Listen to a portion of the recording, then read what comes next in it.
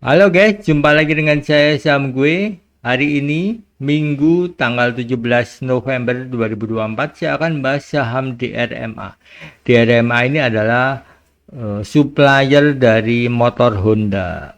Kemarin kita masih ramai ketika rangka ESAF itu, dan ini juga supplier untuk merek-merek lain dan kendaraan listrik. Kenapa saya bahas eh,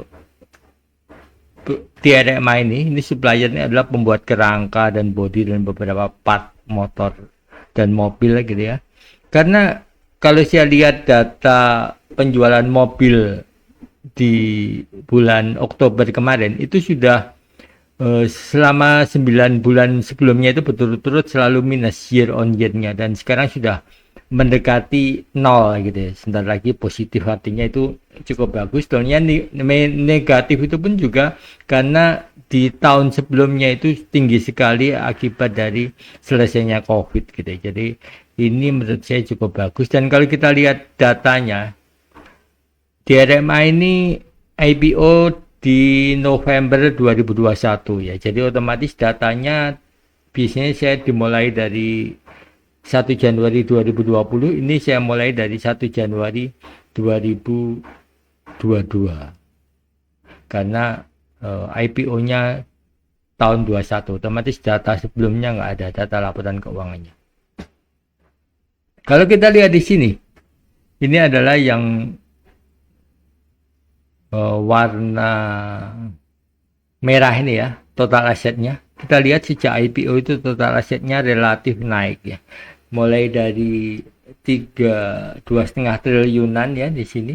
Kemudian ya ini 23, 24, mulai naik ke 26, dan sekarang ke 3,3, 3,4, 3,6 triliun. Jadi size perusahaannya itu meningkat, dan kalau kita lihat ekuitasnya yang warna biru sian ini ya, ini juga naik lebih dari 2,2 triliun. Dari sebelumnya hanya 1,2 triliun. Sudah naik 2 kali lipat. Kalau kita lihat di sini pun juga di Q4 2022 sahamnya mulai naik karena memang setelah IPO ini memang perusahaan ini sedang ekspansi, bikin pabrik baru, dan ini otomatis naik. Dan ini adalah area di mana ESAF itu lagi rame-ramenya. Sahamnya turun, kemudian naik, dan ini biasa karena kita tahu semua bahwa daya beli turun, deflasi 5 bulan berturut-turut, walaupun sekarang di bulan terakhir itu deflasinya sudah positif ya, inflasi. Jadi ini cukup bagus. Secara makroekonominya presiden sudah terpilih, dan negara akan mulai belanja hal-hal yang positif gitu. Kita lihat di sini,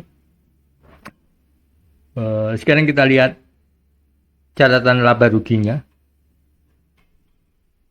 Pendapatan utamanya bintang ini ya, yang merah ini, memang sempat turun di sini, tapi kemudian di kuartal ketiga itu naik ya, 1467, cukup bagus. Dan sekarang turun nih karena ya efek dari pemberitaan saja menurut saya. Dan ini sudah cukup bagus karena kenapa?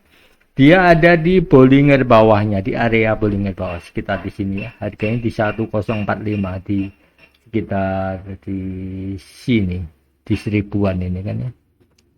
Lebih dikit saya pikir masuk di sini cukup bagus. Kalaupun gagal gitu ya, gagal naik, tren masih negatif, menurut saya nggak akan jauh-jauh daripada bottom lainnya di sekitar sini, Q2 2022 2024 di sini. Jadi sekitar 800-an itu sudah sangat support, sangat kuat sekali. Jadi cukup aman untuk masuk di sini. Dan kita lihat kinerja keuangannya. Inilah kinerja keuangannya. Yang biru ini adalah aset turnover-nya.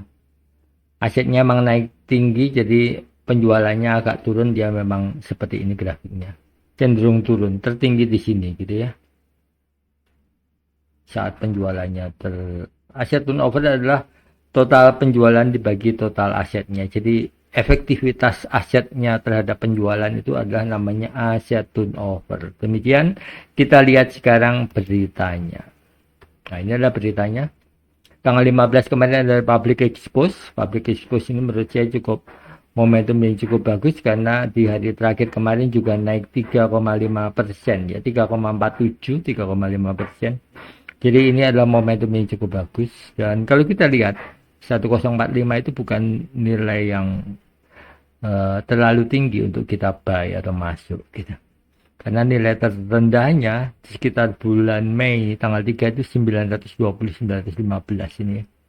Nggak terlalu banyak. Jadi angka 900 akan jadi support yang sangat kuat karena fundamentalnya secara bagus perusahaan ini cukup bagus dan secara teknikalnya ini saham yang relatif mudah ditebak. Oke, begini analisa dari saham gue. Saya juga ada di TikTok dan di Instagram. Cuma di Instagramnya saya belum aktif lagi posting. Thank you. See you next time.